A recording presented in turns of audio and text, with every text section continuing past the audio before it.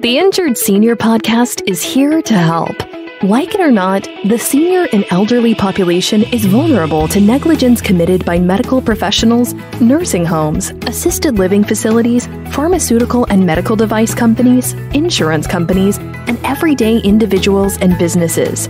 Your host, Steve Heisler, creator of the National Injured Senior Law Center, has been advocating for seniors' rights for over 30 years and is bringing you answers to your questions. This is the Injured Senior Podcast. This is Steve Heisler. I'm speaking with Marcia Moran, author of Stroke Forward, and you are listening to the Injured Senior Podcast. Now, Marcia, was the aphasia the most difficult part of recovering from the stroke? I think so. It took a lot longer to recover from aphasia than it did to recover from everything else. And can you give an example of what you had to do to learn to talk again? Sure. So I had Broca's aphasia, and that's when I could hear what people were saying, but I couldn't talk back to them. And they tell you to think of words that are similar to what you're thinking if you can't talk, and get them out if you can. So it's like I had two people in my brain. The one that was thinking, oh, this is what I want to say, but I couldn't say it. And then there was another person thinking, okay, what are the words I can think of? And those two things were going on in my mind for 3.5 years. So the first thing I did that worked on aphasia was I went to a chiropractor who did laser therapy. And it was 2 years after my stroke. And he said, I don't know if this will work, but I'll try it on you. And he put the laser up by Broca's area, and that's right in front of my left ear, and suggested I do the cross crawl, which is where you bring your arms and legs up and down. And when it was finished, I left his office, and I noticed that I could speak a little bit better. Yay! And that worked, I'm going to say, about 40 to 50%. And then it stopped working. I didn't get better. So 3.5 years after my stroke, I had another chiropractor suggest I try neurofeedback. And he gave me a link, and he said, you should go study this. So I came home, I studied it, and I went, this is really interesting. So it treats ADHD, strokes, all sorts of things. But the most incredible thing I said was it treated 85% of traumatic brain injury survivors. I'm going, okay, I have to try this because there's nothing here that says it'll do me wrong. And 85% is a really good indicator. So I went in, I tried it, and it was fantastic. I could speak better that day. After 16 sessions, I could speak like I do now, which I think is a miracle. I don't have the two brains going on anymore. What I think actually comes out of my mouth. Wow. I mean, that must have been literally life-changing. It was. It was. Yeah.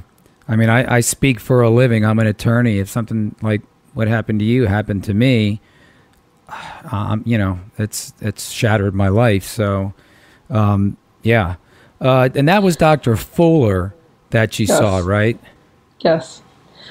Now, you have to understand that the National Aphasia Association says that if you're not cured within the first 2 or 3 months of having aphasia, you will probably have it for life. So this is a big deal. So you beat the odds. I beat the odds. Now, you referred to having a stroke as a traumatic brain injury. Usually one thinks of a traumatic brain injury as maybe a football player that hits his head, or a veteran who there's a blast and I guess, you know, his head is injured. But a stroke is also considered a traumatic brain injury, correct? Well, the way I see it is a traumatic brain injury is something that happens on the outside, and a stroke is something that happens on the inside, right? But people with both symptoms have similar effect. Got it. Getting back to the neurofeedback, would you recommend the neurofeedback for stroke survivors in general, or just stroke survivors with aphasia? I think that stroke survivors should consider it. Stroke survivors with aphasia should definitely consider it. Yeah. Are you involved at all with the Aphasia Association or Society, or have you shared your situation, your story with them? I haven't, but I think that sounds like a marvelous idea. Hey, man, we're just brainstorming here. Can you tell our listeners, if they want to follow you on social media, what the social media platforms are that you are on? Yes, so if you want to follow me on Facebook, it's Stroke Forward. If you want to follow me on Twitter, it's Stroke_forward. And on LinkedIn, it's Marcia Moran. Great. Now, Marcia, before we go, do you have one last piece of advice, or maybe some action steps, couple action steps that stroke survivors, individuals with aphasia, they might take to heart, or something that they could use to help their plight? It seems kind of silly to say this, but I'm going to say it anyway. Don't give up ever. You can get better as long as you think you can. So I'm at 95%, but I'm still striving to be 100%. So don't ever give up. And I think that strokes, the caregivers, they need to be sure to take care of themselves, because stroke is a long-term disability. And you have to be there for the long haul. So you have to make sure you exercise, you eat right, you get enough sleep. You have to take care of yourself in order to take care of your stroke survivor. Well, that's good advice, because we have a lot of caregivers that listen, and a lot of times people don't appreciate what the caregivers go through. So I'm really glad that you shared that. And by the way, I'm hoping to meet you someday, Marcia, and I'm really looking forward to meeting Jim, because Jim sounds like a heck of a guy. He is. Tell him I said hello. I will. Thank you. All right.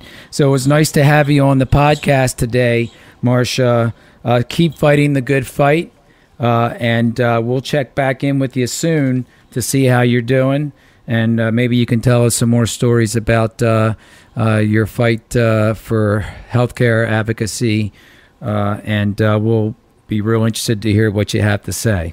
Thank you so much. Injured senior and aging population, thanks for listening to today's episode. I want to again thank Marcia Moran for appearing on the show today. Really a gripping story, and so glad that she's really made it almost back to where she was beforehand. She says she's 95%, but she sounds like she's 100%.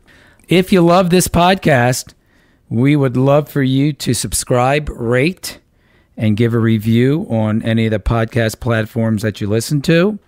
If you want to share your story, such as Marcia just did today, feel free to email me at steve@injuredseniorhotline.com, or you can go onto our website at www.injuredseniorpodcast.com and leave a message. There's actually a little box on the homepage where you can just click it and you can leave a message, speak, and I will get back to you and try to answer your question and see if we can have you share on the podcast. Until next time, my good friends, so happy to have had you here today. Hope you enjoyed the episode. I am so looking forward to next week's show. Stay safe, and I will talk to you soon. Goodbye, everybody. Thanks for listening to the Injured Senior Podcast.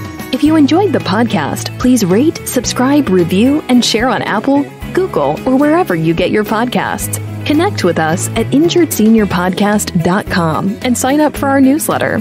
To find out more or to get help at any time, visit injuredseniorpodcast.com or call 855-622-6530. That's 855-622-6530.